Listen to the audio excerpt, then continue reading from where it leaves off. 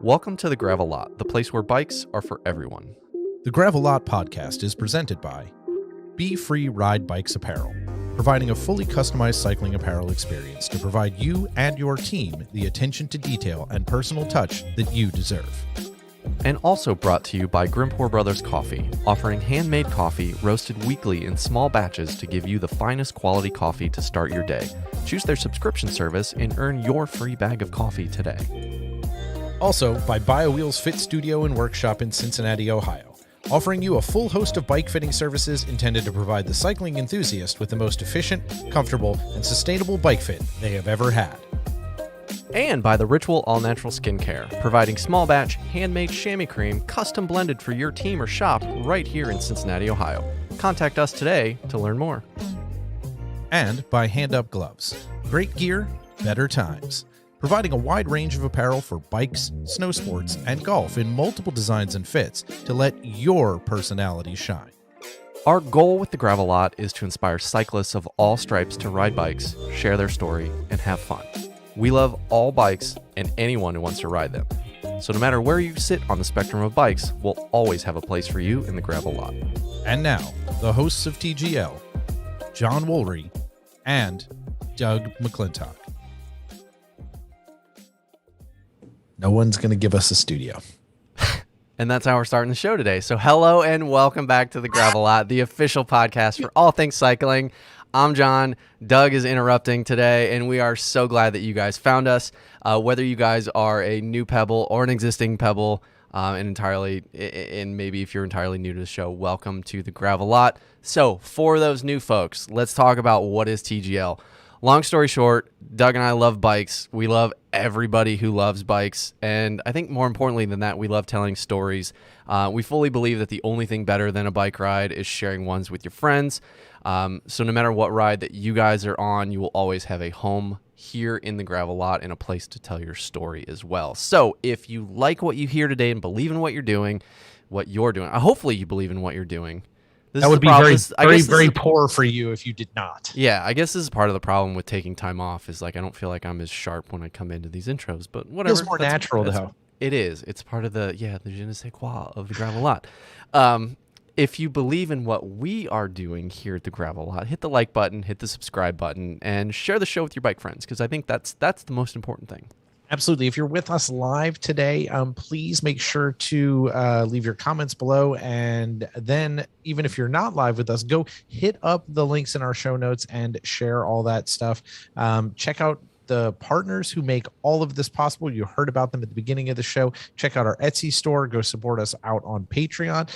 Also, make sure to share all of the cool things our partners are doing and let them know that you found it at the Gravel Lot. They appreciate that and helps us let them know that you heard about them through us. It's really, really good for us. So if you want to send us questions, feedback, all that sort of stuff, any of the social platforms, we are at the Gravel Lot. You can use the contact form on our website, or you can text/call us at 513-400-5577 if you'd rather feel like you'd leave a voice message for us. And then maybe we can bring that over. If you have specific questions or something you'd like us to address or answer, we can do that for you. So make sure to get in touch with us. That's what we really want to do. So I'll start this week. Okay. Douglas, how was your ride in the past fortnight? Past fortnight is excellent. It has been just kind of getting adjusted to being back home, getting back into the swing of things with work. My boss went away, so I came back. He was around for a day and then he left. So I've been kind of trying to hold the fort down and manage the people that he manages, as well as manage my people and all the things that need to get done. So that's been a little bit of an adjustment, kind of, back from vacation right into the frying pan, and just kind of getting things ready for the fall at Red Bike, which is kind of a time of change for us. So a lot of things going on in that space, and been focusing on that. My good friends and riding buddy who John's ridden with, Patrick, got married to his wife Martha, a fellow Madisonville resident here, so that was nice. Did that this past weekend. Lifelong Matt as well. I mean, he's lived other places, but he started in Madisonville, right? Yeah, and he now lives back here, and rides with John and I every once in a while. So that was good.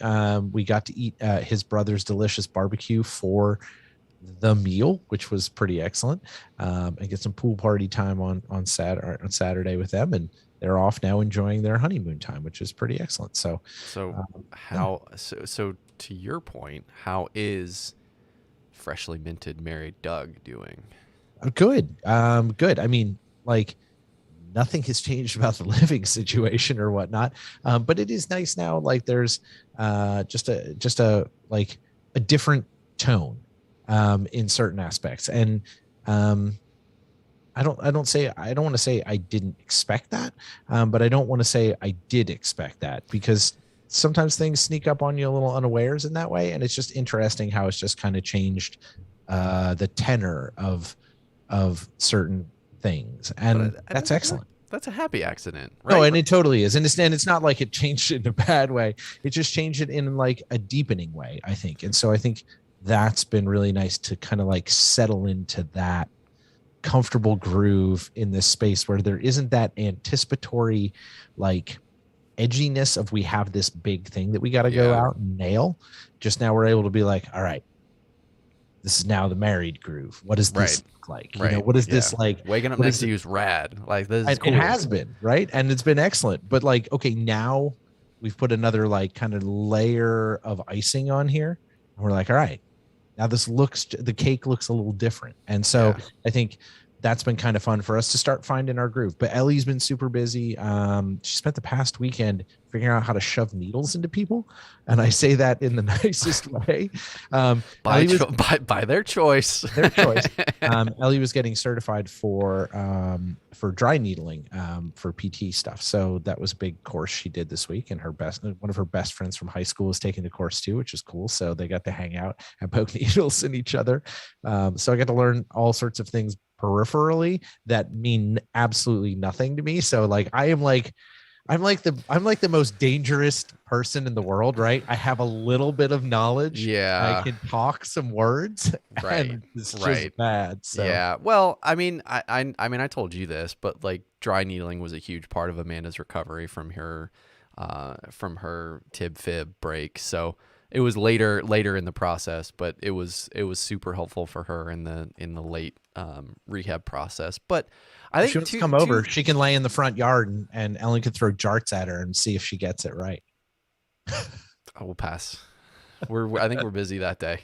But I will say, to the kind of married comment, one of the happiest things that I think you've ever texted me was you were having a bad day today, and you said how you changed your phone screen And I was gonna make a joke, but you beat me to it by sending me the phone screen. But it was a picture of Ellen because you open your phone and it made you smile, and that was pretty special to hear that. So that made me smile, even though I was getting ready to try and make a joke, something inappropriate, but because I knew what it was gonna be, and I was trying to beat you to the punch, but you beat me Well, to it's it just anyway, a perfect photo of her with unbridled joy, and I think when you see people in your life experiencing that, right, kind of you just want to have that moment, and you want to be able to like snapshot it. And I actually got one on vacation. I got a couple, but that one's just kind of perfect. So yeah, and now I can't like even if someone texts me crappy information, I'm just like, oh hey, there's Ellen, she's happy. Right, So it's always wrapped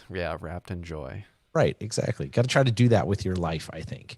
If you don't intentionally try to do that, it can become a bit much. So how's your ride been this week, John?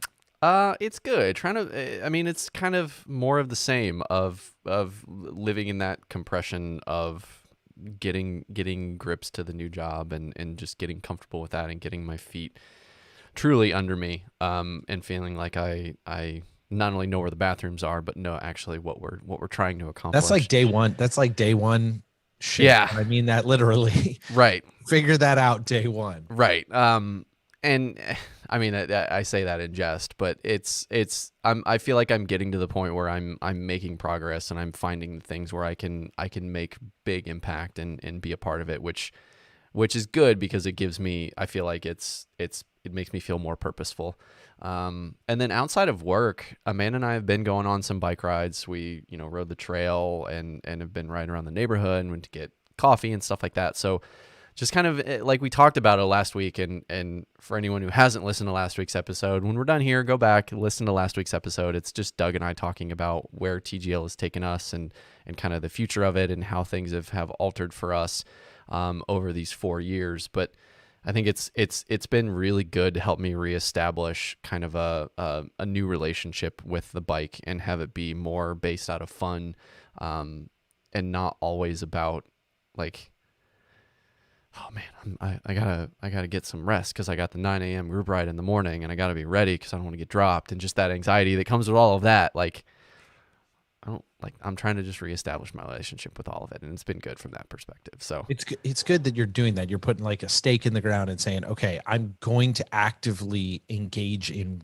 resetting that. And I think that's important. Because if not, you just won't touch it. Well, and admittedly, it's been tough since starting the new job to get back to some sort of balance point of taking care of my health and working out and riding the bike. Of course. Because I feel like I've been devoting so much attention to that piece of energy towards work. It's right? like reestablishing where all of these pieces fit into the puzzle. But I think I'm getting there. It's good. And by the time that I figure it out, it'll be like 10 degrees outside and we'll all be riding on Zwift. It's fantastic. Hey, more Zwift rides coming this year. We will do more of those. I'm going to try to get myself another trainer because Ellen hates taking bikes on and off the trainer. So we're going to try to get another trainer so we can stay and we can ride together. So hopefully, folks, Pebbles, we will get some more Zwift rides in together. So I don't want to belabor this anymore. You've heard enough about us. And if you haven't heard enough about us, go back and listen to last week and you can hear plenty about us, which is excellent. But I do want to bring in this week's guest. I am so thankful that he is a friend of ours and that he has been able to come back and join us again. He is now here for our second Ronda in the Gravel Lot. So if you need a primer for his situation, life, what he was doing pre this period of time, you can go and listen to season 2, episode 2.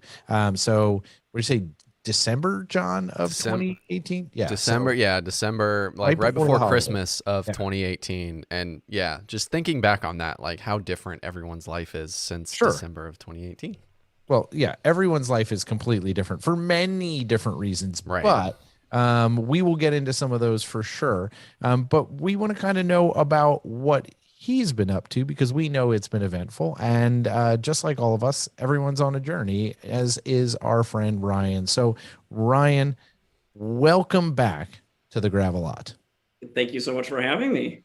We are stoked that you could join us. It looks like you have the loveliest fireplace behind you. And I really do dig that tile. I must ask, is it original? I believe it is. That's excellent. I feel like this is the set of like you're ready to do your like like prime time CNN consultation. Like that's the background. Like the only thing that's missing is instead of China, it might need to be like some like encyclopedias or something, like some nerdy books. Can we clip this and send it to Room Rater and then get like a room rating? Because this is definitely 9 or 10 out of 10. It's solid, yeah.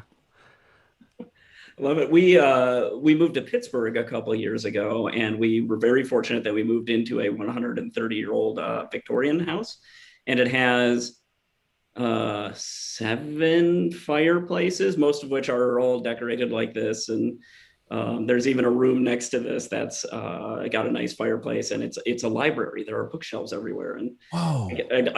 I could have gone in there and sipped brandy, but the lighting wasn't as Right. In your smoking jacket. That's Yeah. appropriate, right? You know, this is the time Welcome to my podcast. Well, welcome. We'll be here to talk about books. That's excellent. So let's start with that. I think that's a big one. That's a massive life change for you. So, folks, if you don't know, Ryan is many different things, right? Ryan was an educator, a professor, a coach, a promoter of races, so many different things. But you, all of a sudden, it felt like decided to up and move everything to Pittsburgh. What precipitated that sort of change in your life? Because moving from the Columbus area to Pittsburgh, not that it's hella far away, but like that's a pretty Cultural shift. Yeah. And Pittsburgh is culturally a very different place. There are unwritten rules here. Like the Pittsburgh left is a thing. What's that? That's where when you're at an intersection and it's all, backed up and there's traffic, there is a sort of unspoken rule that you let the car that wants to turn left in front of you go first before you proceed in going straight or right. But it only applies to the first car, even if there's an entire line of people going left. So it seems like a nice gesture, but it generally causes more problems than it fixes, I would guess. Fantastic. Yes, disobeying traffic rules generally does that. Okay, got it. Yeah. But if anyone, I'm sure there's plenty of folks that have been to Pittsburgh and have seen this and experienced it, but the infrastructure here is insane. I mean, the topography is like Cincinnati, but on 11. Yeah. And, so we have these intersections where there's like 6 roads all meeting at completely like asymmetrical angles, and it's wild. A lot of people like to complain that the city they live in has like terrible drivers. People here are excellent drivers because the folks that were bad are just, they didn't make it. They either don't drive, they don't leave the house, or I don't know what happened to them, but folks They are pretty did. good drivers. That's not to say that it isn't terrifying. Yeah. They're in the Monongahela, just down there. It's over for them. Yep. Yeah, but it was actually a reasonably calculated move. When I met my now wife about 6 years ago, and we both were pretty far along in careers. She was a library director, and I was working as a college professor, and I was also coaching.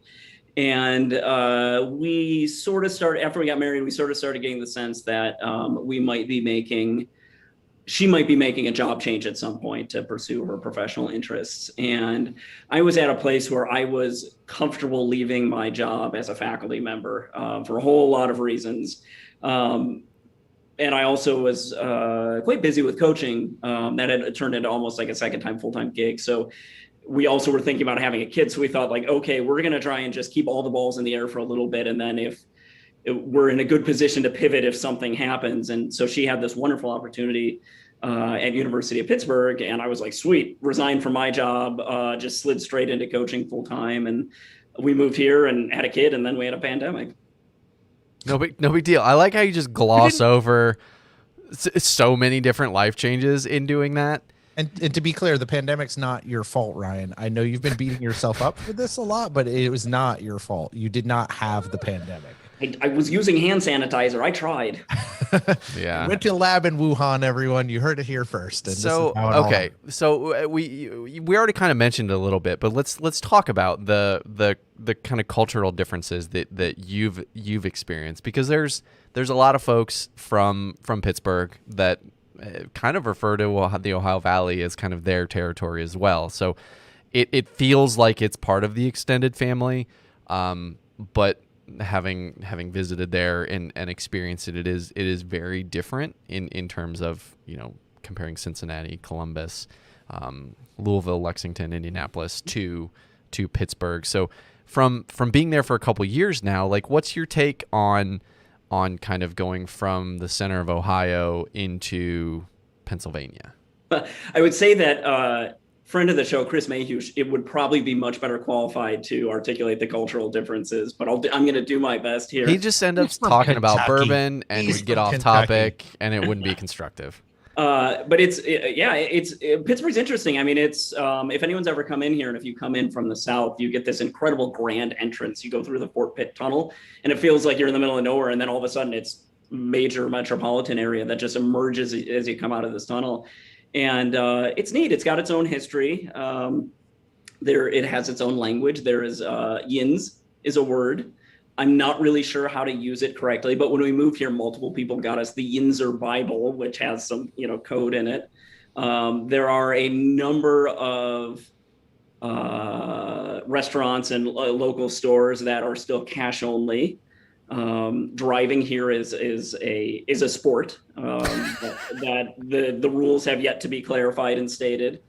It's a pretty bike friendly place, and I'm from what local people tell me, that's a fairly recent addition. There's, in the city, near the city center, there's very good infrastructure for bikes, which is lovely.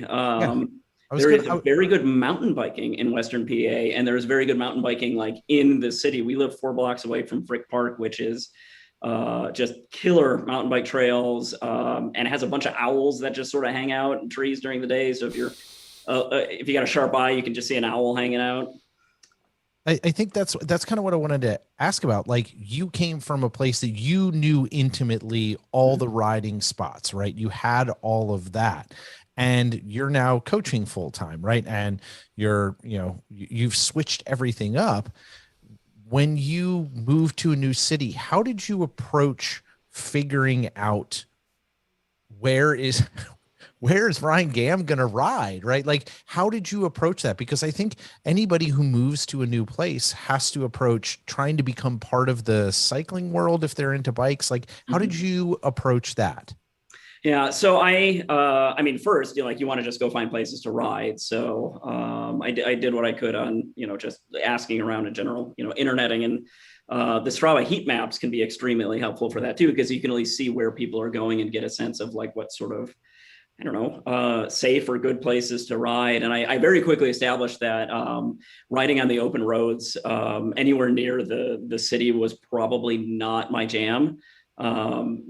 There are ways to get around pretty safe, but you're using sidewalks, you're using ditches, you're like going through tunnels, like the infrastructure here is just sort of wild on its own. And then you really have to know all these little secrets and cut throughs and go through people's yards and so on. And I did not have that knowledge base, and I hadn't yet sort of connected with some folks to lead me around. And I ended up doing a lot of mountain biking. I do a lot of if I do short, easy rides, I'll stay in the city center just because there's a lot of bike lanes and it's safe and it's comfortable.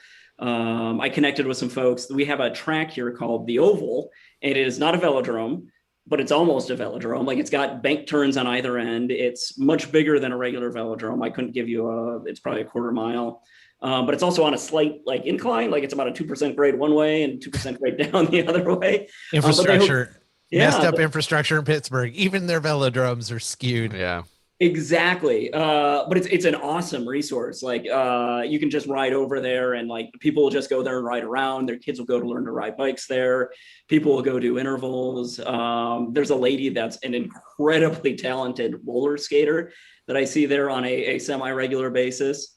So I sort of started small and then moved my way out. We've got some really nice bike trails in the area too. The Gap Trail, which runs from basically Pittsburgh all the way to DC, connecting with the Cumberland Trail, that's sort of well known, is really neat. I ride that probably way too much.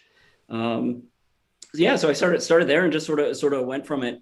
I would like to say that I got really connected with the, the local riding scene and some of the local riders, but COVID happened so quickly after I got here that, and I ended up being sick, and I ended up not riding for a big period of time. So I really sort of ended up doing my own thing, and I'm just starting to get reconnected with folks in the area now.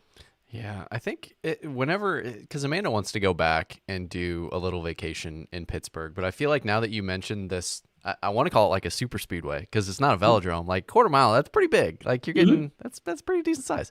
Yeah, cooking. But like driving through there, I was like, there is no way. And I think I even texted Chris when we were there, like, how do you guys ride bikes here? Because I'm not. Like I don't even feel like my car fits in some of these spaces, let alone like putting bikes on the road. But it's interesting to hear from somebody that's very endemic to cycling and is very connected to their area, be then a transplant somewhere else, and hear how you would approach those things. Because I think those things can give you, I think they can give you specifically, Ryan, or anybody that can listen to this and take something from it, a little bit of empathy for folks that are just getting into this for the first time and don't have anyone to rely on and are looking to try and figure out how to do this on their own. So you mentioned kind of leaving part of your family behind in the kind of Ohio Valley, but what I find interesting in all of this is that since leaving, and we're going to jump around a little bit because I want to kind of bundle a couple things together that you mentioned time's back a flat there. circle. Time's a flat Right. circle, John. It's fine. But since leaving, you have since taken on kind of a leadership role within the Ohio Valley Cyclocross program. So you're managing something that goes as far east as like Columbus from Pittsburgh. So walk us through how did that come about? Because this is, it's the premier Midwest series for cyclocross in the States, and it's kind of a big deal, and I can't imagine that it's really that easy to do from like being 3 hours from the closest race. Yeah, well, one thing is that the OVCX has been established, has been around for a long time. So, it's not like you're building something from the ground up by any means, or at least that's not what I was thinking I was getting into. At the same time, I was also stepping back from a faculty job that was, during, 9 or 10 months out of the year, 50 hours a week. I mean, it was very, very rigorous. So I thought, I think I'm going to have the bandwidth to pick up something here. I know I do put in quite a bit of time into coaching during the week, but I thought like this sort of folds into that. And it definitely, in my mind, is sort of for lack of a better way to put it, just a public service, like doing something. Someone needs to do it. And I thought, okay, like I'm pretty good at paperwork. I'll take a shot at it. And there's a whole lot of forms to fill out, to be clear. Yeah. And more than anything else, I just want to be helpful. And my hope was that like most of that could be done from a little bit further away. I had no idea, and I had not bargained for COVID happening and for everything that went along with that. It is not, let's say, surprising to me after my experiences in the last 2 years to see a number of other regional cyclocross series not come back for 2021. There are greater challenges with putting on a series and then bringing that back after a break, considerably bigger challenges bringing something like that back after a break with a lot of uncertainty than there is like a single event. So that was way more than I had bargained to get into. And, hopefully we're going to get through this unscathed. Obviously we had the first OVCX race this past weekend, and we had a nice turnout, and it's a new normal. I mean, things are different, and that was totally expected, but it was an OVCX race, and we had a lot of folks out, and it was wonderful to see so much of that community there. I mean, I got to tell you, Ryan, I don't appreciate you making our transitions for us. You're really making us irrelevant in this process, because I feel like you could just talk and connect everything yourself. We don't really need to be here. But I guess that's what you want to do, is you want to train, like you want to like make yourself irrelevant in your position. But so something you mentioned in there strikes curiosity to me, and I kind of want to ask about it without getting too far in the weeds. Like, what are some of the main challenges that come with taking a pause for a year on a series that has made it so complicated for some folks to just not re-up and get it up and running for this year? Yeah, so one of them is that a series needs a degree of sponsorship and funding and financial backing in order to make happen. And I'm sure this is the same for every single series, but that was never built into the plan. Like no one expected that. So there wasn't a financial model that was like, all right, we're going to have enough money to run for a year and cover a bunch of stuff. So that was one consideration. Yeah, Another like was that you're speaking like the things that have to be covered, your insurance, XYZ, even if you're not doing anything, things you can't let lapse, and money that still has to be on the table just in case something might happen.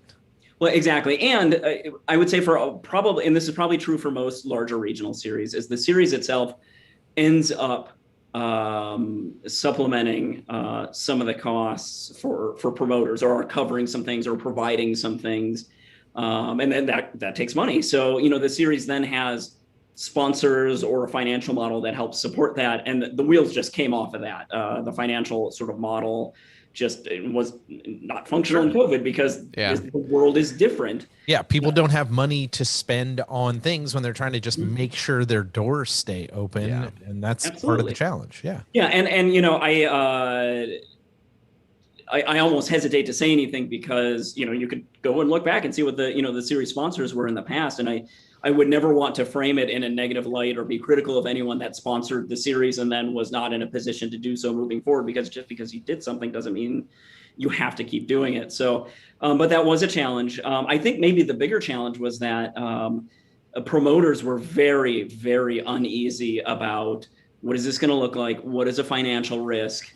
How do we do this? And that is totally understandable. So we then had to think, okay, like what do we need to do in order to put the series in a position to then reemerge afterwards?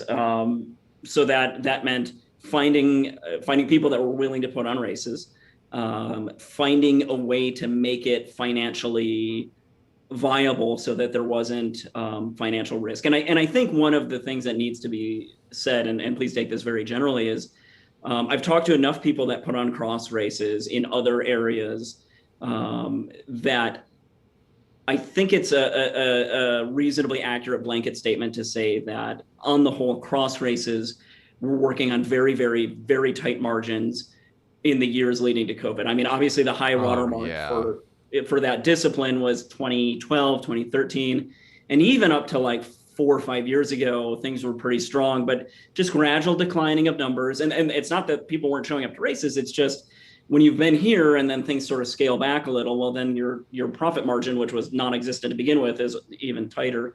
And people aren't in it for the money. Like race promoters don't do it for money because there's no money there. But what you don't want to do is lose money every single year. If you lose a little bit of money one year, you hope to then make, cover that the next year. So folks were very worried about that. It was just too much uncertainty. And then, then there was the concerns about just public health and safety. I mean, people are worried about that. You don't want to put on an event where you're going to get someone sick. You don't want to put people unnecessarily at risk. And I would say that pretty much all of the OVCX stuff, like getting our ducks in the row, happened probably prior to when the Delta variant started emerging as a thing that we had to say, hey, do we need to worry about this? Yeah. And I would say that if that had happened earlier, we would have seen this fall would look different. I think a lot more people would have been just tentative and wouldn't have pulled the trigger on doing events. So, with all that in mind, I think things are in a good position rebooting. Looking ahead to 2022 and 2023, people can see hey, folks are showing up. We're finding ways to work in the new normal.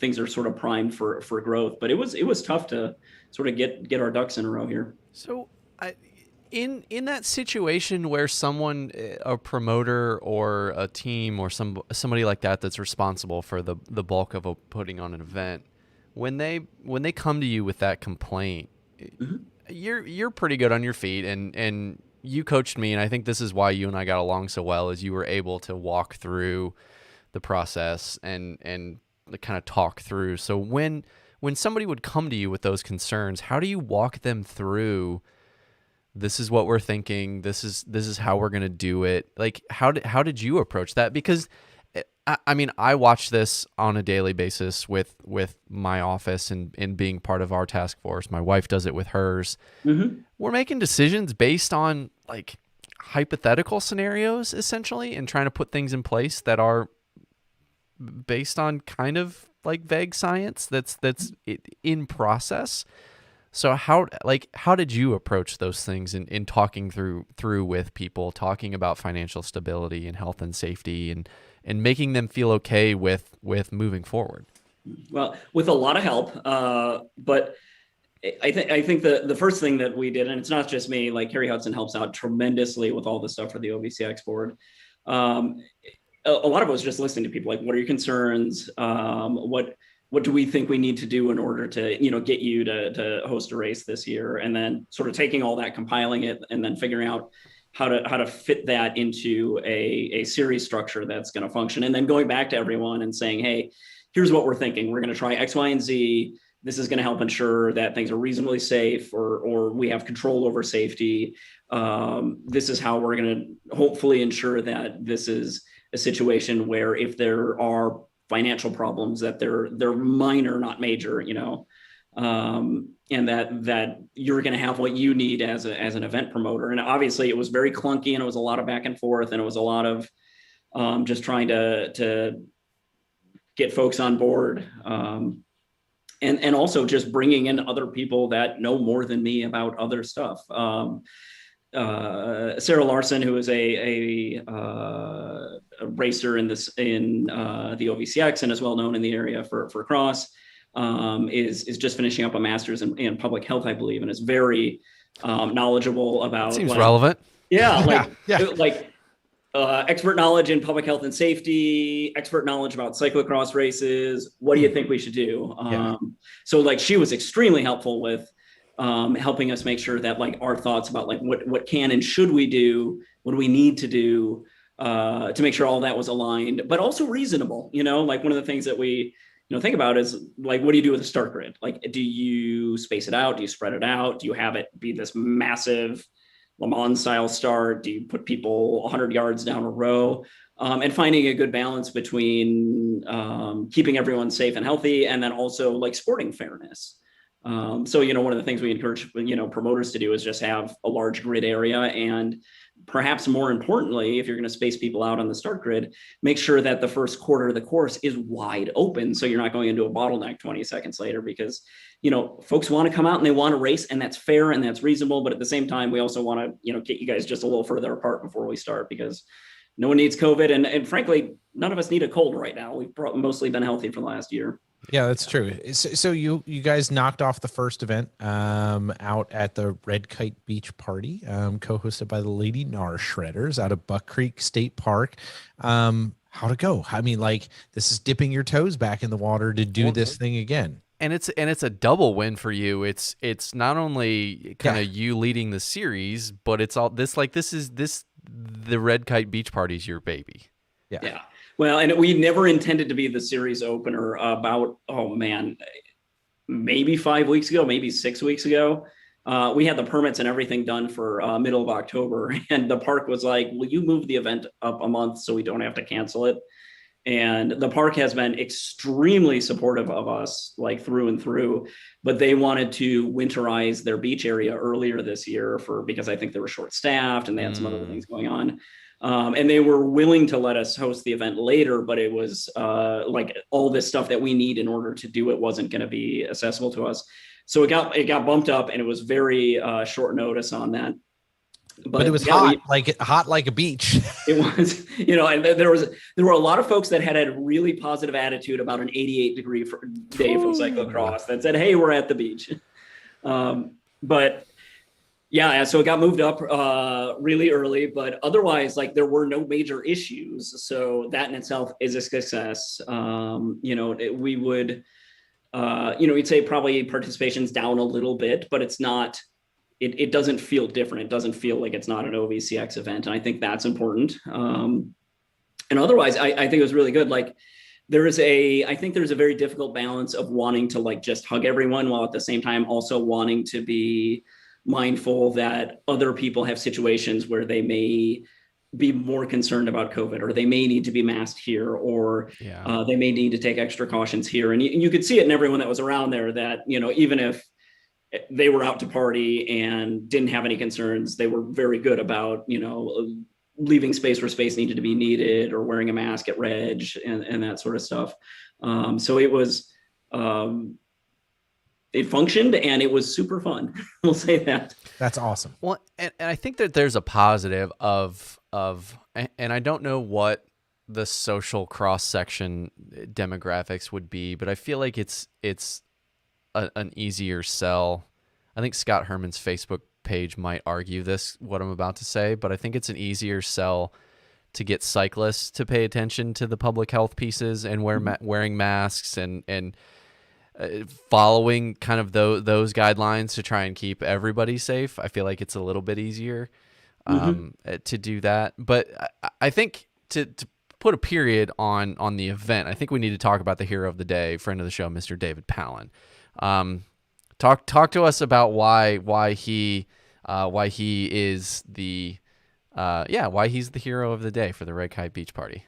Well, if you haven't seen it already, apparently, obviously we use the beach as part of the course, and there is the second section of beach you're supposed to go on, and you're supposed to, the first section of beach you're supposed to go on, go down to the water, and then you're supposed to turn right. And Mr. David Palin went down and just kept going, and went ass over tea kettle into the lake, and wonderfully, and I wish I could tell you who the photographer was. I don't know off the top of my head, because we had a couple out there, but an entire photo series made it out, and that has then very quickly been adopted by gravel memes as a depiction of what happens when your Garmin tells you to turn left and then tells you you're off course, and it is just brilliant. Not that Mr. David Palin needs to jump into a lake to be a hero anyway, but he couldn't happen to a better guy.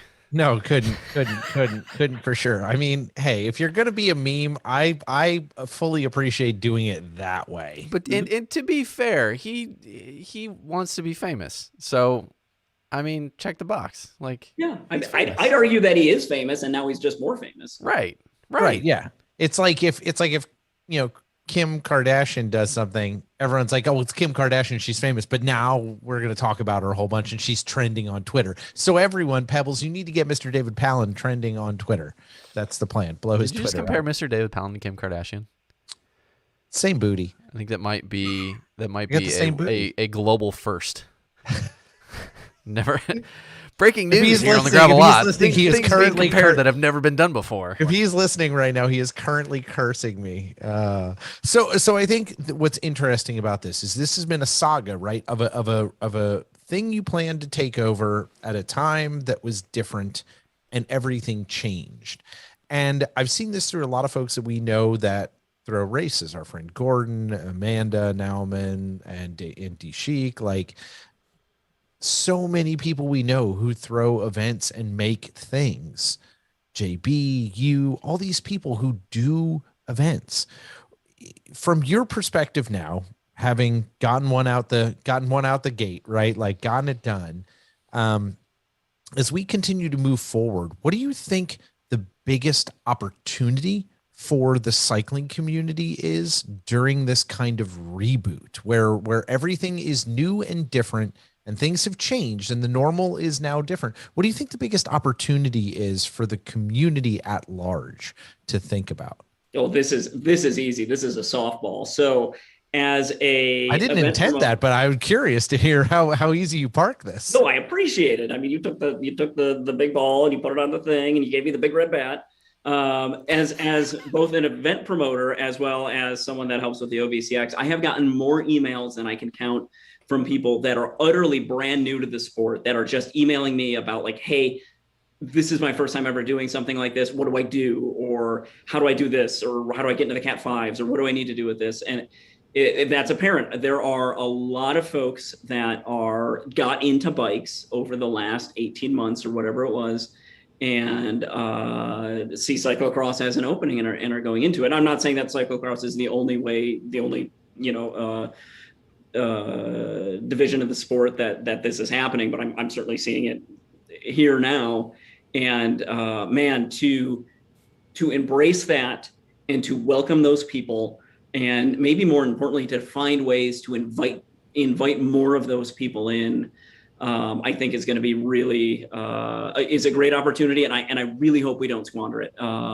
And I don't think that's just going to be, you know, this tail end of this year, but I think this will very much be the story of all of next year. Is we've got all these new folks that are riding bikes that are they're curious and you know, very biased on my end. I think racing is fun. I think the race community is importantly more fun, and to get those folks in there, to let them know that, you know, events are fun, that they're nothing to be intimidated about, and that you might make some friends while you're at it, and there's a community there, is wonderful. And I hope we're able to get some of those folks on the hook and, you know, get our fangs into them.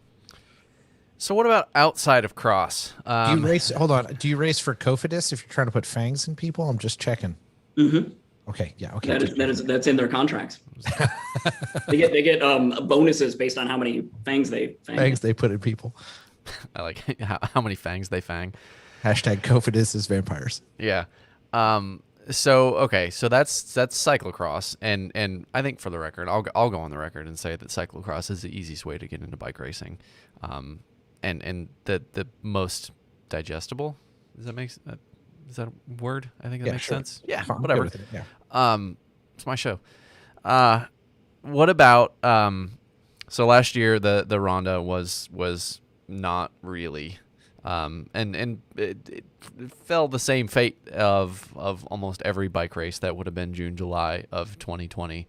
So where does that sit with you or right now? And I'm sure that you're focused on OVCX, but I know that's a big portion of kind of where your headspace was when we were talking the first time, because that then launched into Don't Die in July for us. So where's your head at with that, and how's, I guess we could talk about, kind of get your input on how the first one went, mm-hmm. and then we can hear about 2020 and then maybe 2022. Yep. Yeah. So the first one was the first one, right? Like, you learn a bunch of stuff, you make mistakes. You got to do that in order to move forward. And there were some things about the first Ronda that were sort of like comically ridiculous. Like, it was, I don't know what the temperature was that day, but it was hot. I mean, that was the thing that you learned at that is you need to go to the big box stores and buy all of the box fans. That's step one. Yeah. I mean, it's just atrociously hot. And, you know, we had this thing where, like, all right, we're going to put people in the dorms because it's awesome, reasonably cheap housing that's extremely close. And then all of a sudden you're putting people in a dorm when in the low that night's like 94 and the humidity is, you know, still 88%. Yeah. I think the highest I saw on my Wahoo was 112 during the day. Yeah. But there were multiple reports from the people doing the 200K that there were pieces of the asphalt that were actually sizzling. So that's a lot. That seems bad. Yeah. And it's very unfortunate. There are a couple parts of pavement very late in the second half of that route that are just like, you can be out there on a 30-degree day in January and it'll be like 60 and sunny on that stretch of road. Like, it's just a little micro ecosystem or microclimate that's just awful. And it's just like, I'm just glad nobody died. That's probably where we picked up Beeline contributor Pete Hitzman, where he was like the same color as this bottle, mm-hmm. But other parts of his body were like burnt red, and he was not really talking very coherently. So yeah, we might have found him in one of those ecosystems. Yeah. So, but you can't control. To be clear, you cannot control the weather unless you have powers that you have not revealed. And if you have those, we need to talk off the show. No, that's whatever. That's dick rocket money. Is if when you can start to control the weather. I've never heard that term before. Bezos money. Oh, okay. Yeah, now I got it. John's just into dick rockets. So, I can't follow that. I was like, did I miss this stage as a kid? Like, is that what we launched? Good luck following that. So all this sort of like comically awful stuff happened well, comically awful after the fact happened during the day that just sort of made it an incredibly challenging event for people that participated in it. But then after the fact, there were some serious issues with, the university that we were working with to host everything. Like there were communication problems, there were issues with billing that did not turn out in my favor, and that I was put in a very tight position of like, do I hire a lawyer or do I just take a really big hit on this? And what it sort of came down to was the idea of working with the university moving forward to have the university to be what hosted that event was just not going to work. Like it just didn't work. So for 2020, we were going to do it at, we were going to have the town of Gambier, essentially be the host of that. We had a different new place to start and finish. And it was going to be tremendously helpful in keeping like overhead down and just keeping everything comfortable. And of course, then COVID happened. And then the sort of thing that we haven't talked about yet here that was incredibly prominent in my life at that time is I got very, very sick during 2020. And we got through the end of 2020 and then we sort of came into 2021. Like at the time when I needed to have been doing things for that event, I was not in a position to do so. So it just went for the year. And then looking at 2022, I'm honestly, I don't know. I think I'm probably in the same boat as a lot of different people that had just life changes in the last couple years, where you've seen what life is like without an absurd amount of stress. And then you start being selective about what stress you let back in. And I have yet to make a final decision of whether or not I'm going to open up that door again. And if I do, what does it look like? Right. I think because I am a coach and I am a racer, and because I, for lack of a better way, am benefited by the health of the community. I think there is a need for me to do things that are helpful for the cycling community, and certainly volunteering with the OVCX and hosting a racer in there. Whether or not I can do a gravel event on top of that is going to be sort of TBD. Yeah. And you hear a lot of that. I've heard other folks, speak on podcasts and stuff, or spoken with other folks that are promoters that, COVID happened and they were like, this is my exit ramp and I'm not coming back in because they were burnt. And I think that's part of the recalculation, right? And no one can fault people for making the recalculation that's right for them in their life and with their family and with their community, and kind of just starting to figure that out. And thank you for sharing where that's at, because like seriously, craziest thing I've ever done on a bike. And I would do it again. I would have done the long one and probably died. But we made the wiser decision and almost died anyway. So that's good. But I think it's okay to have the introspection from that place and look at that thing and say, okay, I can maybe decide to do something different or invest my time in a different place. But you touched on something that is so critical. And I think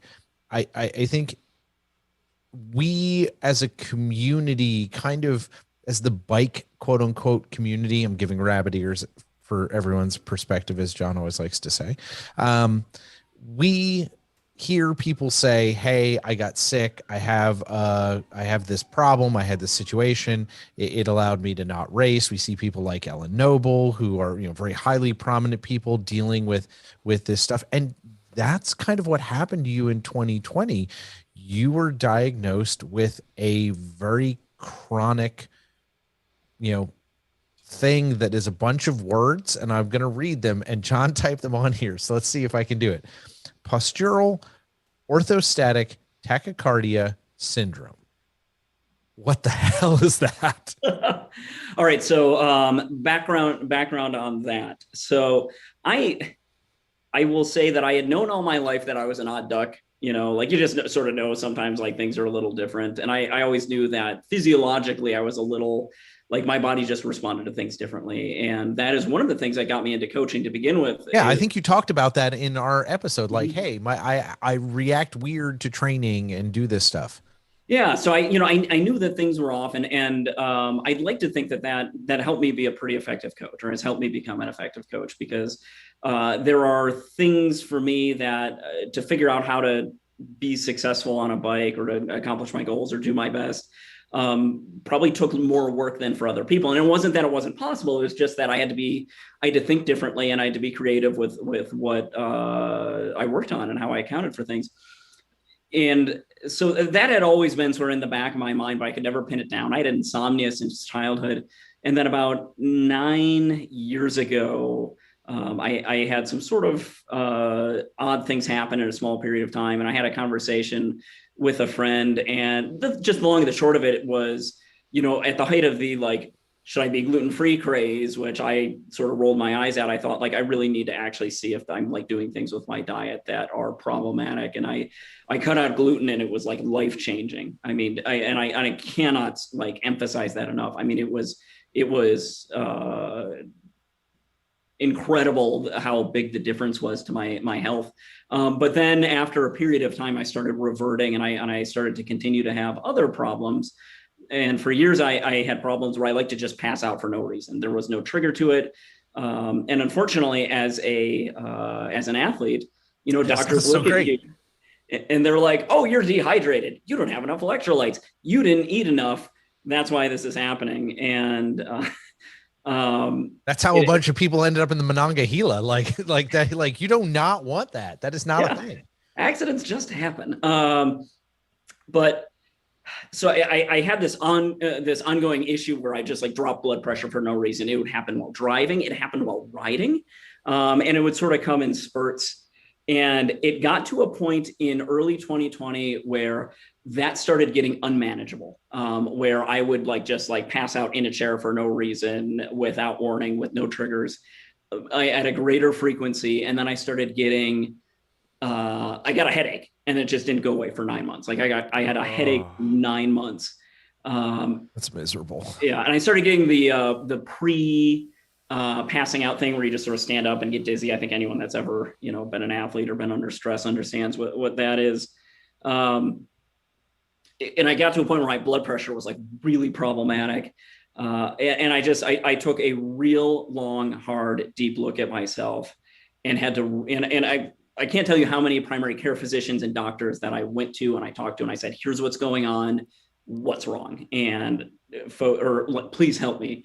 And the number of times people tried to put me on an antidepressant, or said it's just COVID and you're depressed, or just minimized or didn't acknowledge it. I mean, probably a dozen doctors. So I ended up really just on my own DIYing this and thinking hey, what is going on?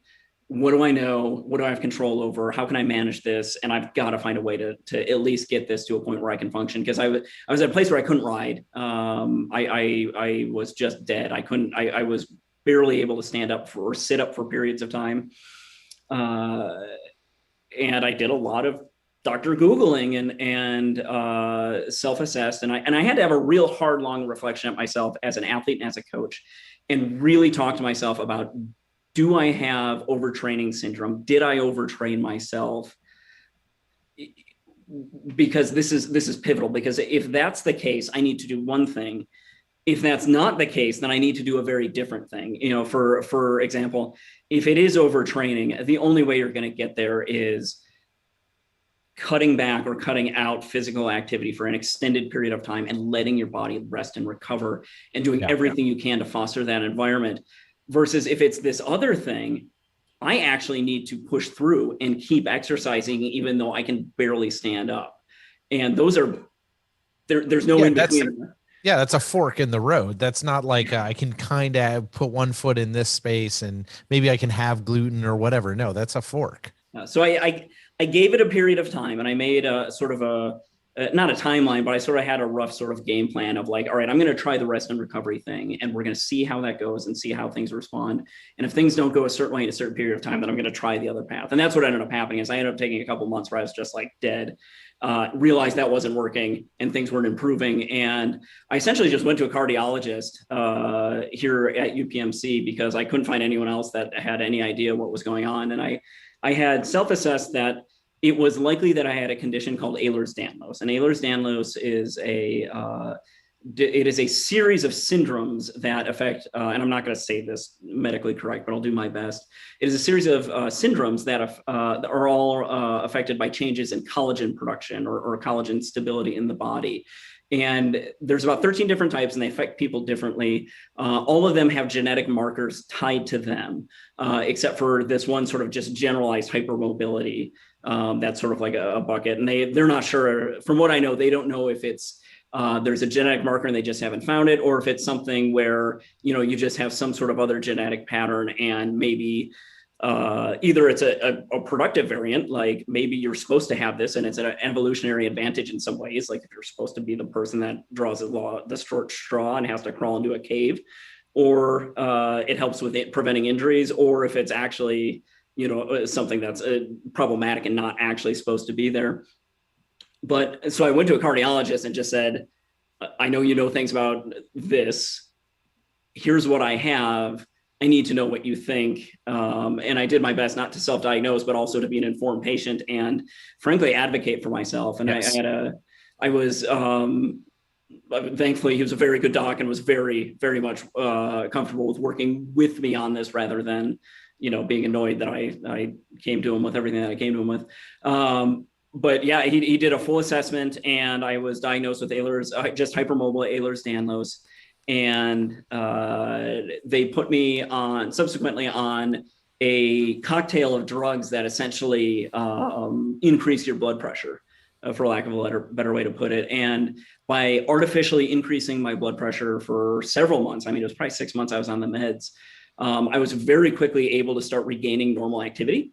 And it sort of starts this positive feedback cycle where your body starts functioning correctly. And then the more you exercise, the better you feel, and the more you're able to exercise.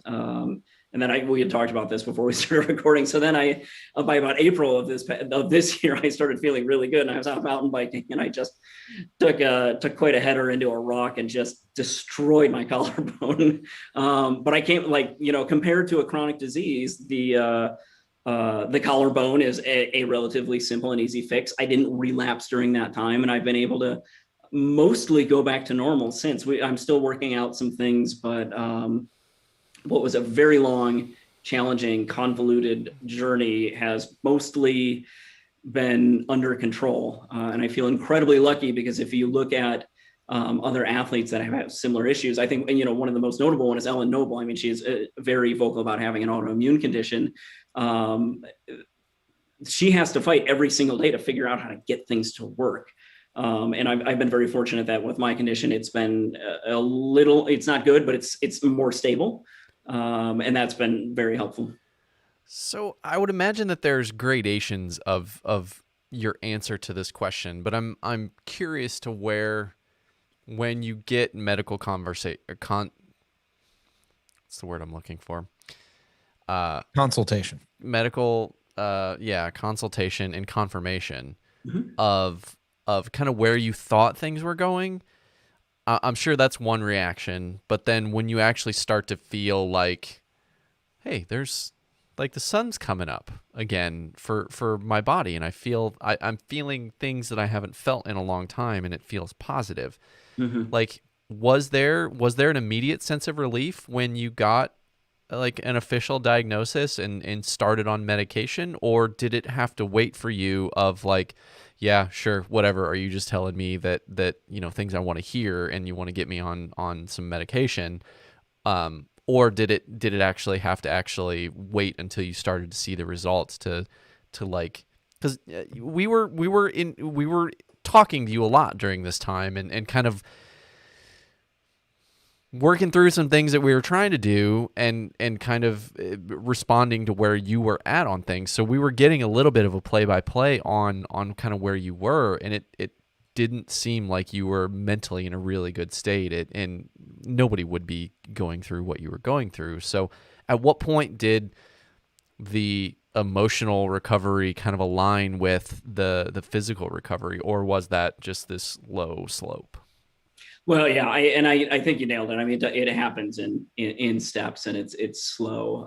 I would say if there was a turning point, it's the point at which that I was able to find a cardiologist that verbatim said, after I just sort of explained what was going on, started the conversation with, "You're not crazy.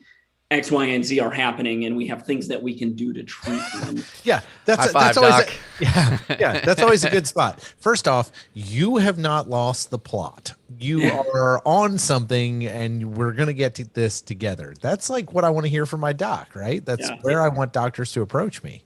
Yeah, and we experience this in other places too. I mean, anytime that, especially if you're in a place of need and you encounter someone that's just good at their job, that is one of the most helpful and amazing and wonderful things that you can run into, and people that are competent and good critical thinkers.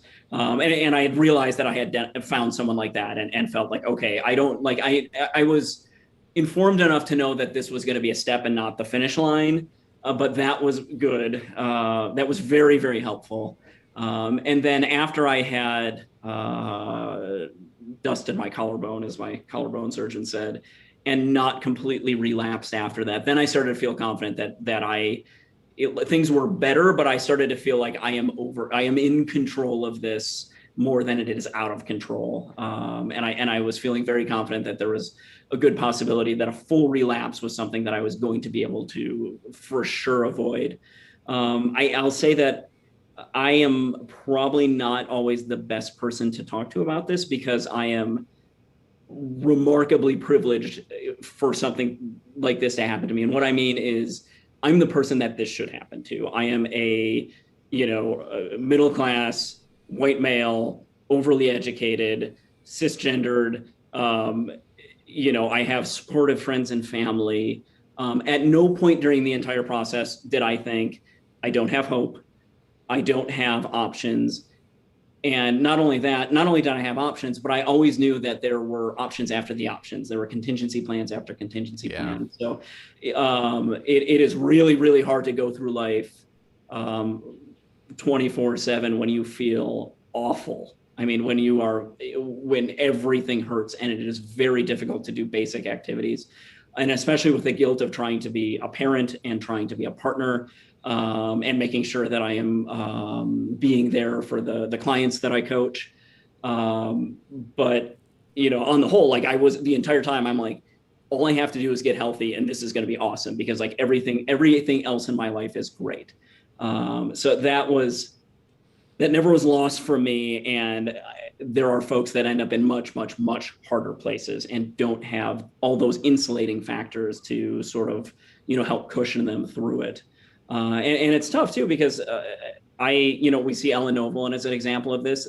The endurance sports seem to draw in people that are fighting their bodies. If you can beat your body back into submission and beat out endorphins, that's a really good thing for some folks. So it's pretty safe to say, I think we are disproportionately represented with folks that have, things like this. I can think of a handful of folks that have a diagnosis for different forms of this Ehlers-Danlos, this connective tissue disorder, that are in the bike community. And I don't think that's a coincidence. If you look these things up, you'll see that they're extremely rare. But then if you really keep digging, you'll see that they're extremely rare. But researchers also recognize that they're probably really underdiagnosed. So there are a lot of people out there that are struggling with things that are either autoimmune or mimic autoimmune conditions, and probably don't even realize it's going on.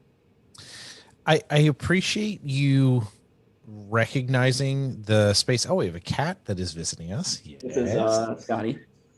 Good job. And but I do appreciate you recognizing the position of privilege that we all on this call are in, to potentially address this stuff, and to think about there not being the number of stacked factors on top of your life that people wouldn't listen to you. You went to 12 doctors to try to deal with this, and finally found someone who realized you were educated and had all of that stuff and were able to break through. There are plenty of people that can't do that. So I appreciate that you recognize that and can state that, because I think that's an important thing for all of us to take into consideration, right? To like look at the landscape, and that not everyone has the same access to healthcare, and not everyone has the same ability to, I mean, look at so many people who are overweight and the way that they try to advocate for themselves, and they just are shoved down. But you know, the historical studies that Black people don't feel pain, right? This crap that exists in the medical field that is hard to get through. And I appreciate you acknowledging that.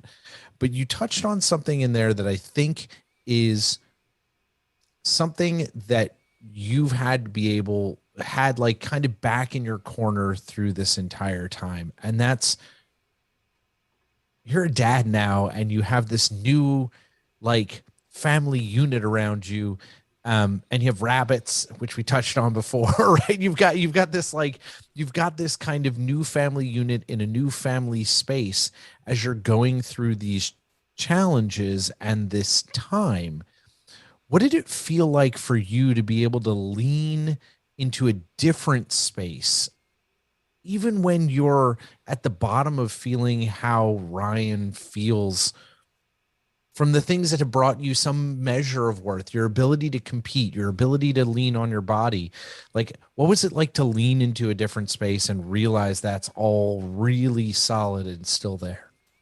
Yeah, again, back to the whole privilege thing. Like at the time, I recognized that I was probably like the luckiest person in COVID. And I don't mean to in any way try to make light of an ongoing pandemic where hundreds of thousands or millions of people have died. Like, but just the way the cards fell, other than the illness that I had, like I was as lucky as you could possibly get. Like I was a passionate bike racer that just had a child, just had our son. And I had been worried about, like, for lack of a better way to put it, like a conflict of interest. Like, how do you balance those things? Yeah. I think it is important to retain a sense of self and to have things for yourself. As a parent, I mean, I think that's healthy and that's normal. At the same time, like being a parent is a very all-encompassing job, and it's very, very time intensive. And it's also just wonderful and fun. And it's not always a job. I mean, it's just this little thing that's fun to play with. So, but it's a prize lawn and hoops. Yeet it through the yard. Yeah. Yeah. And all of a sudden, like I had that conflict of interest completely taken away because of this awful thing that was happening around the world. Like this, if there was ever a time for me to just like have a year off of everything, it landed perfectly. I mean, like it's incredible. And like we had our son in December of 2019. And yeah, I know my son's birthday was December of 2019. But then as soon as I was work from home anyway, because I'm a coach and I have incredible flexibility with my work. But my wife was home on maternity leave, and then she was back in for like 2 weeks and then got sent home for the pandemic. So all of a sudden, like, we're both work from home. We've got a new kid. Like it's the best situation you could ask for. And that, when you think about all those insulating factors, like there were so many wonderful things to, let's say, distract me from being really, really uncomfortable and dysfunctional physically for a long period of time. You hear people say also, when they become a parent, you realize how to prioritize things and you get better with time management and this, that, and the other. And there is some truth to that. I think in my case, I had done a tremendous job of just terrible time management in the sense that I just kept too busy prior to when our son was born.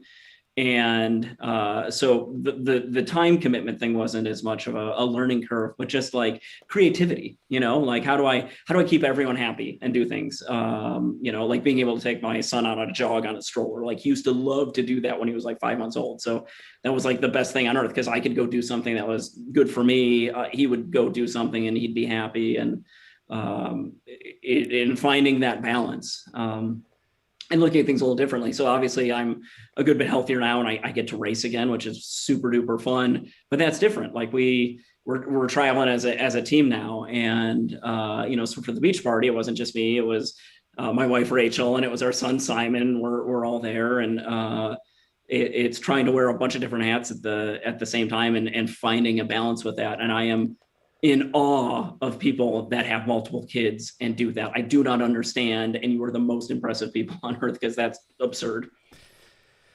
So yeah. I mean, it is always impressive when you see Hermits. people. What are you doing? I don't understand how they do it. What the heck? Yeah, like people that are able to juggle all of those things and make the brownies for the second grade class and all of like when like I don't even know what I'm doing for dinner tonight. Like I'm still waiting to be an adult.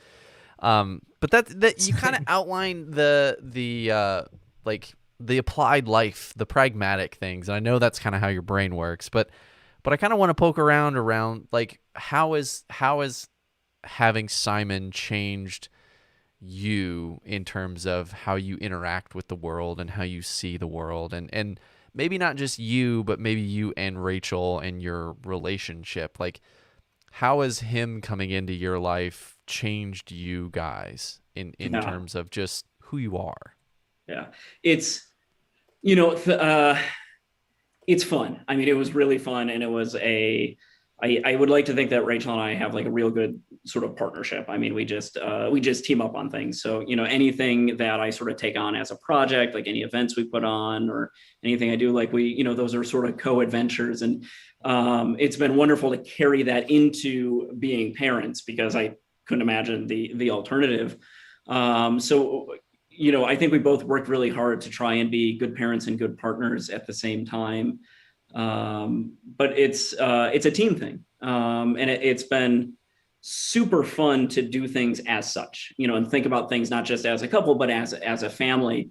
And I'm sure Simon is a huge part of it, but I also think COVID was a part of it too, where we used to live in Columbus, and we used to live in a very affluent suburb called Bexley that is in this like remarkably awesome urban suburban area. And, like we used to be able to like go out and do fun things on the weekends and be sort of, really sort of urban active in that sense. And it has slowed us down to look a lot more at home. And we're thinking about, what's going to be a healthy and a good environment for Simon. I mean, obviously, like inside the home, we have a good sense of that. But what about the community? What about the area around us? And, for us, I think, long term, we're going to, I don't know if Pittsburgh's going to be a place that we stay forever. And I think if and when we move on, we're going to look to go somewhere a lot quieter and a lot smaller. And, the idea of, having a little bit of space and being able to have a dog and having bees and having chickens that we will keep in cages so they're not feral chickens like the ones that run around Hawaii will, be a wonderful, wonderful environment for, a young man to grow up in. I think that's important, like having a good place like that. And, and it doesn't have to be the best school district in the world, but, just watching out that he has access to nature and access to good, diverse experiences, and thinking about things in that way. I mean, very much a quieter life, I guess, is what has been inspired by parenting. And I like that you say a quieter life has not only been inspired by parenting, but by COVID, because it's made you more content with a quieter life. And I think it's kind of interesting, because this is kind of a little bit of the thread that's come through tonight, right? Like from the kind of start of things, there's kind of this space where, things change for everybody, but you've either become comfortable with a quieter life, or you have become completely uncomfortable with it and are kind of writhing against it, and so angry that you can't do all the things you did before. I know that at least for me, and I think for John as well, we've both felt that like safe capability to be able to like walk back a little bit and be like, okay, it's all right to turn it down to like 7. Yeah. I mean, and again, this is another plug for last week's show, but I think it is, you nailed it, Ryan, when you're talking about when those things go off. does it give you the emotional ability to say, okay, this is my off ramp, I can do this without guilt? Or is it more of the focusing on, okay, if everything's off, when things go back on, what do I want to stay on? What do I want to focus my time on, rather than running around to every dumpster fire and trying to manage every dumpster fire? And I think that, I mean, it's definitely a process. Like we talked about it a little bit before the show, of like, I'm still like trying to figure out like what my future relationship to bike racing is. And like, I'm okay with that, but I think having it go off alleviated the stress of feeling like I need to think about it, and would allow me the space to figure out like, okay, what does it mean to me? Where does it fit into the kind of the specter of my life? And then where does the actual execution of bike racing fit versus the family that is bike racing family? And those are very different things. That right now I would much rather go to an event and watch and see my friends and family than I would be to go through the anxiety of getting ready to race and do all those things. So I think you really nail it, that there's a couple facets to it, and COVID helped focus a lot of those things and give people the ability to forcibly step back and say, okay, what is my relationship to this thing? Mm-hmm. Yeah, humans are creatures of habit. We fall into patterns, and that's sort of almost like success tool, like an evolutionary successful tool for humans. And we end up in productive habits, and we end up in unproductive habits, and we end up in self-sabotaging habits. And we see these things all the time. We just don't call it that. It's one of the most common things that you hear cited is oftentimes when people like pay off a large debt, they pay off their mortgage, they pay off their boat, they pay off their credit card. The first thing they do is they then go out and like buy a new car, they do something else. So this sort of cycle of unbalance, of sort of this almost deliberately disrupting your life in order to sort of keep things generative and keep things moving forward. And some people find ways to do that productively, and other people find ways to do that sort of more counterproductive or self-sabotaging. And I work, as a coach, I work with athletes all the time on this, of like, I frequently get these sort of like career cat 3 that comes to me that's like, I've never had a coach. I've been racing for 20 years. I haven't gotten any faster. What do I do? And we really have to look at, what's going on. What are your habits as a person? And what can we do? What do we do with these? And they can be anything from the fact that, maybe you just don't like pedaling a gear higher than 80 RPM and your neuromuscular abilities are just non-existent, or maybe you consume way, way, way too much refined sugar during the day to keep yourself buzzed at work, and that's really screwed up your metabolism, to things like you just like going to do the group ride, and if we can just replace that with some intervals every other week, then you're going to actually start getting faster. And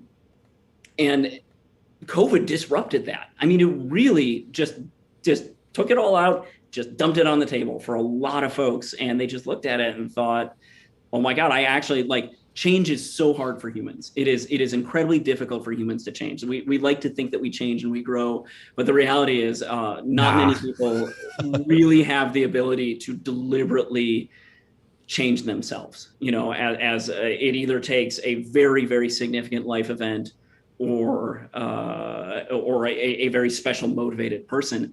And COVID forced that in a lot of people. And it's been fascinating. And I don't think it is a coincidence that we've seen a lot of social and cultural change unrelated to COVID happening at the same time as COVID. I mean, it's almost impossible to understand them otherwise. And it was just sort of fascinating how that shook out. For me, I knew that I needed to reassess a couple months into COVID and into my illness when I felt awful. But I was feeling a sense of relief might be strong, but a little bit of relief, but almost excitement is a better term for all these things that I've been wanting to do for the last like 10 years that I just haven't been able to do, whether it's projects around the house, books I wanted to read, or so on and so forth. And that to me was like, okay, you need to reassess some things when we go back to this, because clearly you could be happier if you switch some things around. So, I entertain the idea of doing things like doing the Rhonda again, or stepping back into something else that I was doing, or even going back to being a faculty member again. But at the same time, I'm also thinking like, what's mycology all about? Do I want to go out and study mushrooms? Because that sounds really interesting. I want Yeah. to learn how to forage and not die. Right. Yeah. I mean, don't forage unless you know how to not die. Right. Yes. Let's Pebbles, Yeah. be clear. Don't forage unless you know how to not die. Yeah. I don't want anyone you don't- dying eating mushrooms in the woods. If you don't have Garth on speed dial or like in your text messaging chain, then you're not ready. Yeah, you're not allowed. It's funny, Ryan, that you say that, because last night we were watching a Netflix show, and they had a segment on there that was they show this like sign on the wall in this public space, and it says nothing changes if nothing changes, and it was about Narcotics Anonymous, and it's just funny that you're talking about that, about how we just like we find comfort in the ruts that we build, and it's like, oh, I paid off my car, I'm gonna go gotta go buy another car, I gotta like go buy a motorcycle or something to like keep this like cycle going. But so I'm curious, because I'm finding myself doing this as well, getting into finding new hobbies over the pandemic that are inside or singular, but I'm fine. Like I'm internally navigating those desires of always wanting to go 0 to 11. Like, oh, I could do this, and then I could do this, then I could do this, and then it's like in 3 years I'll be so tired and burned out that I won't be able to maintain a healthy relationship with this thing, because it's been this cycle for everything, going back to Little League for me. So how, like, what does that monologue go through in your head, and how are you navigating that? I guess I'm thinking of it just as opportunities. I have long, I think, decided that I have given myself the space to step back from things if I need to. That's okay. You don't need to, just because you've done something doesn't mean that you can continue to need to do it. And then also that other people are in the same boat, and that's okay. And that's not anything to give them a hard time about. And I think that's important, because a lot of people are living a different life now than they were 2 years ago. And that's probably a semi-permanent change. And then with that in mind, all these things that I'm considering, I frame those with excitement. Like, what am I most excited about? What's going to be the best fit? Like, what were these things that I have this opportunity to potentially do, and sort of finding a way to sort of select what's going to be the best. My health concerns aren't totally out of the woods. Like, I still got some things that are going on that aren't 100%, and that need to get addressed, I think, before I can like make real good long-term plans. So I'd also say that I guess I'm still sitting on that a little bit, just taking a bit of caution of like, hey, if this doesn't get fixed, then you're going to need to be cautious about how much energy you put here, or maybe if it goes back to 100%, like anything goes, and you can go back to doing all the crazy stuff you wanted to. Yeah, but that's always going to be out there kind of in your brain to some extent, right? It's going to kind of live out there in that little spot, reminding you like, hey, remember.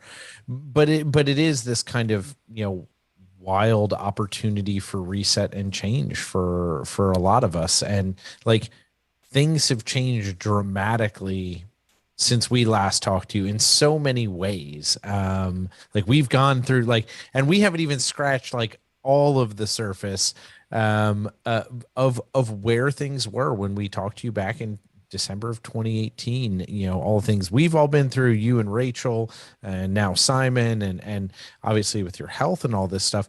But you find yourself in this kind of new space where, and I just started reading this book by Brad Stulberg. It's called The Practice of Groundedness, and he's like a motivational writer and does running and all this stuff. But he's like, in the first opening, he's like, yeah, like we've all had to like turn a bunch of stuff off.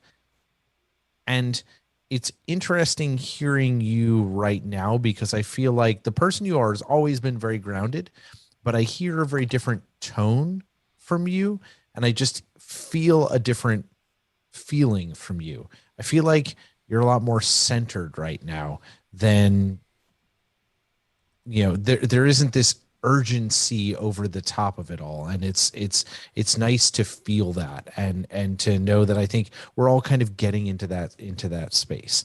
So we got a couple things we want to do before we kind of wrap things up, because we have been all over the kind of history of all this stuff over the past year and a half. We did get a submission from our feed that we want to ask you, because I think it's a great piece of advice as someone who has kind of run the gamut of the bike side of things, from getting into it in college, and getting brought in on a college team, and slowly working through that piece of it. So this is from our friend John up in Alma, Michigan. Well, he doesn't live in Alma, but he lives in the next town over. And I'll murder which name it is, so I'm not going to try. And he asks us. He says, as a race or event director, what advice would you want to give someone who wants to transition from casual bike riding to racing? And John does 5Ks and runs half marathons, marathons, all this stuff. He gets the running piece of it. But what advice would you give him to transition from casual bike riding to racing? And he says also he's very glad that you are doing better. Thank you very much. I hope this is helpful. I think one thing to consider is that the entry points are uneven. So, start doing your first event as a criterium is a very, very, very different proposition as doing a first event as like a gravel event or a cyclocross event. So I would say that I think it would be a sort of reasonable, fun, and smart goal to maybe sort of get something in mind that you want to try and do, like try and do a mountain bike race, or try and do a gravel event, or try and do a cyclocross race. And if you can, get connected with other folks in your area that maybe do the same thing, and hopefully try and maybe get out and ride with them. I know for our area here, there's a Pittsburgh cycling group, and it is very large and it is very diverse. And we'll oftentimes see someone get on there that just says like, hey, I just got a bike, I'm brand new. Not that you're brand new, but just as an example, like I'm just totally new to this. I want to go try this thing. Has anyone done it? Would anyone want to go ride this weekend? And if you can, either get a chance to go ride with some folks that do similar events that you'd like to do, or maybe even do it with them. That could be a real fun, sort of gentle way to ease into it. And beyond that, I would say that I know that there are folks that haven't always had great experiences, but I think the cycling community is in general very fun and very welcoming. And even though it can be sort of intimidating because you see all these people that are in Lycra and seem to know each other and so on, most of them are really fun and would want to welcome new people into the community. And if you can get out and talk to some folks, you'll have a really good time as well.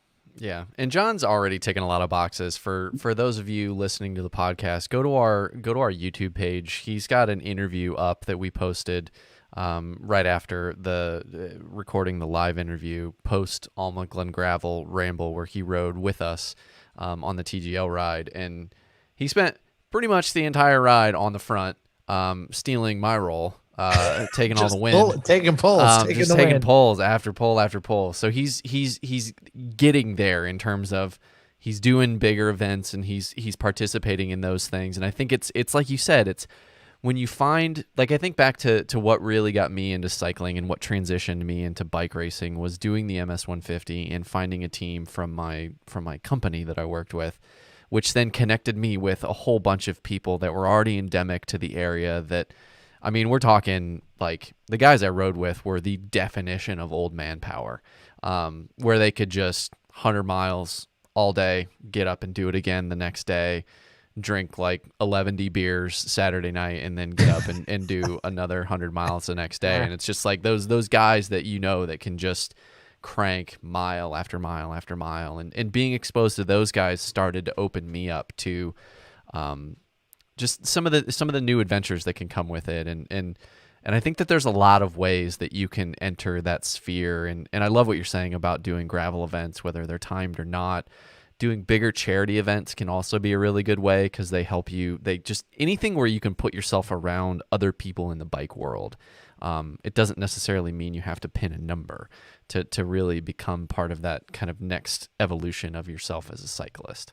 Yeah, I guess sorry, I'm going to jump in. I'd also add too that there are, depending on where you're at, there are still a lot of very vibrant cycling clubs, in the U.S. still. And if you have one around you, man, can that be a fun organization to join? I mean, there are a lot of clubs that have rides, almost every day of the week for different distances, different abilities, and that's a really good way to just get comfortable riding with other people at different, in different formats too. So, a good club can be really helpful. Yeah.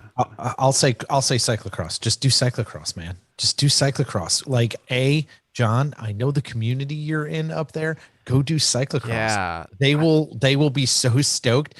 Like, and if anyone's ever mean to you, heckling you mean at a cyclocross race, that's inappropriate, and they will be drug off into the woods and summarily beaten. So like, it's a great time when it doesn't matter where you finish. It's always fun. Yeah. And I mean, John, you'll be good at cyclocross. Like you already do the running. You're already capable of doing those events. I think that's an easy transition for you. I think you naturally be good at it. Plus, as long as you surround yourself with JB and you're within 20 miles of him, like you're good. Like you are a half a person away from the entire like greater Ann Arbor cycling community. So you're in a good region and you're in good hands. Excellent. So, Ryan, we are going to ask you the final question, but we're going to pay some bills real quick, and then we'll do that. And you've been on the show before, so you know the final question is coming, and you know that we're going to ask you to explain what you want people to take home from our conversation tonight, because we've talked about all sorts of things in the past time, over the past couple of years of your evolution and kind of where you're at. But we want to make sure to wrap things up, and thanks all of you Pebbles for being here, for you submitting your questions, getting with us, being here, listening, engaging, and making our show what we actually do here such a part of your life and making it actually successful. Without all of you, we obviously cannot keep doing this. So in addition to you all supporting the show and making it possible, we have some people that we really want to thank and have you slide over and patronize their stuff so that you can help us continue to bring this show to you every single week and continue sharing this with the world. So we want to show them a little bit of love so that they can keep making this happen. So first off, Ryan, opportunity to plug yourself, Red Kite Coaching. How can they find more about your company? Indeed. Okay, so you could look us up on pretty much any of the social media platforms, or I think it is redkite.cc. The web address. That's such a good business owner move right there. Like I don't even know. I'm unsure. Google me. Yeah. I would like to tell you that I am a much better coach than I am at business. My business model is probably awful, which is definitely in your benefit as an athlete. He is a great coach. Yes, I can speak to that very, very wholeheartedly. And I think just the way that you talk about things, I think it speaks to your empathy and compassion as a coach. But regardless, go check out Red Kite Coaching. Also, go check out Be Free Ride Bike Cycling Apparel. It is fully customized kit, personally tailored to your needs. So we're not just talking graphics on jerseys. We're talking about the actual fit, the cut, the actual fabrics. You can be in charge of deciding those things. You can decide if you want an arrow, if you want a collar, if you don't want collar, what type of sleeves you want, all of those things. So it is fully customized apparel depending on what you exactly need for your team. So head over to bfrbcycling.com and take a look at how they can help you and your entire team get outfitted for 2022, 2023, however long you want to ride bikes. The future. Yeah, the future. ... So also make sure to follow the link in our show notes and head on over to grimporbrothers.com right now and get your hands on some premium hand roasted coffee that supports amazing causes in cycling and the greater world in general. Dan does amazing stuff with that. So all thanks to him. And right now, right now, and I hope it's still running, but if you're listening to the live show right now, you get an extra bag free if you sign up for a 12-month subscription, and you get a dope new mug. It's not quite the same mug that I've got, but it's pretty dope. He's got a whole bunch of new mugs. He's got a wood grain mug out, a bunch of different stuff, all available, different packages, whether you want to do 6-month subscription, 12-month subscription, all sorts of stuff. But get yourself some of the best coffee. I saw Jake Wells today on his Instagram story making Grandpa Brothers coffee in the new coffee maker that I received for my wedding present. And I was like, Jake, we're coffee buddies. And so it was great because it's like, this is where it is. Delicious coffee made well. Yeah. If Champ's choosing it, well, no, it's like Champ now. Yeah, champ. Yeah, whatever. Just keep saying him. Say Whatever. as many And times as last you but can. certainly not least, the company that took the recent Mountain Bike World Cup by storm Absolutely. with Jort's Time. It is Hand Up Gloves, supplying you multiple sports, with apparel and a range of designs to fit your personality and allow it to shine just the same way that you're going to shine on the field, whether it's the golf course, whether it's the mountain bike trail, whether it's shoveling your driveway in the impending snow that is coming. Shrouding pow. Yes. Hand Up has you covered in gloves, in shorts, in flannels, in socks, in jorts. I think that's my mandatory jorts mention of the show. So hit the link in the show notes. You got to be sure to hit the link in the show notes to go to that specific page and then use code Pebble $sign at checkout, and you can save 10% on everything in store. They are amazing people. As Doug said, all of our partners, they're good people first, and they make great products second. So go support them and put some good back into the world because they're doing some amazing things. Absolutely. So make sure that you get in touch with us because we love hearing from all of you. Pebbles, you are absolutely our lifeline to everything. Visit our webpage, subscribe to our social feeds, The Gravelot on pretty much everything, and go to thegravelot.com to stay up to date, in touch with whatever is going on. Join the live shows every other Tuesday. We've switched to this kind of bi-weekly schedule at 6:30 p.m. YouTube, Facebook, Twitch, all those sort of places. And engage with us and our guests. When you have questions, we want to make sure they get to the guests. We love hearing from you. It is really the lifeblood of the show. We love knowing that you're listening to us and hearing what you want to hear about. That's important to us. Yeah, our new intro and outro music for season 4 is from Waterboy, so many thanks to him for the amazing music, setting the right tone for the Gravel Lot. So check him out on all the major platforms, or click the link in the show notes and send him a thank you as well. So with that, Ryan, what would you like the Pebbles to take home from our conversation today that proves time is in fact a flat circle, as Doug says? Okay, so this is my 60 seconds. You can have as long as you want. Yeah, I mean, we're already an hour and 40 minutes into this. Wait. You can have a reasonable amount of time. Oh God. So I guess I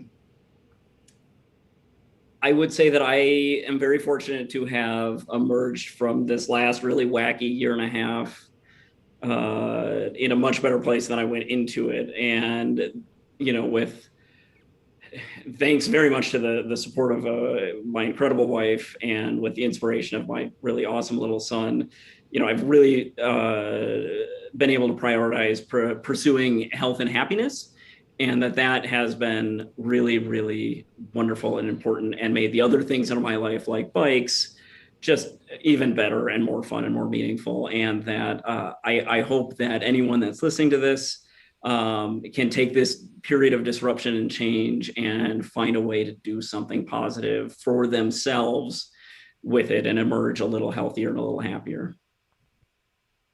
That's excellent. That's a good mantra to just kind of try to find some lining. Silver, gray, whatever. Just find a lining. Yeah, it doesn't have to be gold. Go for silver. Silver's good fine. too. That's excellent, Ryan. I appreciate that. And you know what? You live it out every day. And thank you for joining us and being here tonight. We are so glad that we got to catch up. We did our own catch up ahead of time to kind of touch on some stuff, and it's good to get to hear a little more in depth when we get to do it in the show and everything. So from all of TGL and all the Pebbles, our love to you and Rachel and Simon, and all of our cast of animal characters that you have at your fine home, some of which have made their appearance tonight on our show. Smush face appearances. We need to clip that out, John, and use that for we need that cat face right in the middle of that for the show. I got this. We do that? Okay, Yeah. good. I hope you screenshotted that. Okay. So thank you to Ryan, who's been with us tonight, and a massive thank you to all of you Pebbles, old and new. Obviously, we can't do this without your support. Subscribe, click, follow, and engage. Do all that stuff, and become a Patreon supporter if you so can. That is everything for us this week because, as you know, decisions and trails are made by those who show up. So if we don't see you on the trails this week, we'll see you next time. Bye, John. Bye, Doug.